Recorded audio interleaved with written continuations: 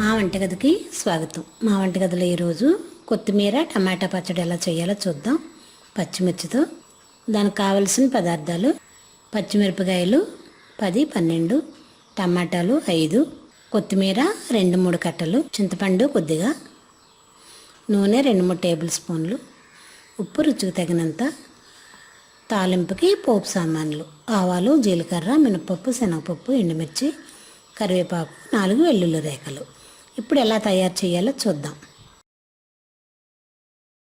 Oil వేడి చేసుకొని పచ్చిమిర్చి వేసి వేయించుకుందాం.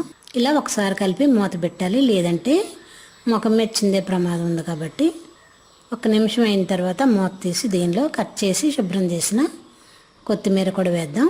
1 నిమిషం మూత పెడదాం. కొత్తిమీర ఆయిల్లో మగ్గుతుంది.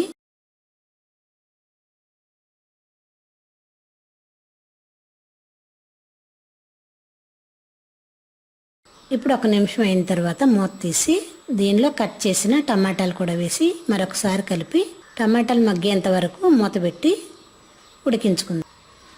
ఇప్పుడు 2-3 నిమిషాలు అయిన తర్వాత మూత తీసి చూద్దాం.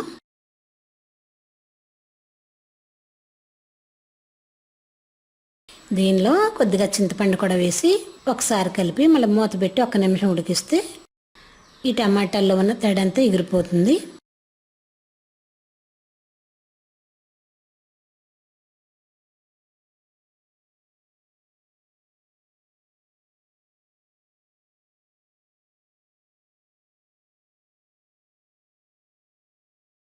ఇప్పుడు స్టవ్ ఆఫ్ చేసుకొని దీన్ని ఒక 10 నిమిషాలు పక్కన పెడదాం.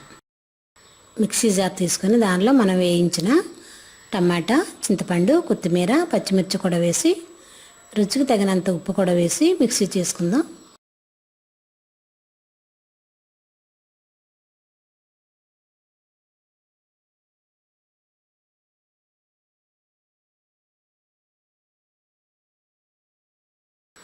ఇది అలా మిక్సీ చేయగా వచ్చిన కొత్తిమీర టమాటా పచ్చడి. దీన్ని పోపు వేసుకుందాం.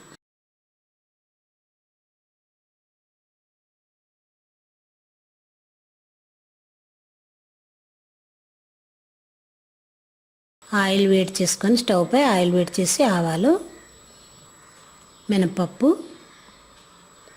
శనగపప్పు, మెంతులు, జీలకర్ర, ఎండుమిర్చి, కరివేపాకు, మీకు ఇష్టమైతే 2-3 వెల్లుల్లి రేఖలు కూడా వేసి ఒకసారి బాగా కలిపి పోపు వేగిన తర్వాత స్టవ్ ఆఫ్ చేసుకుందాం.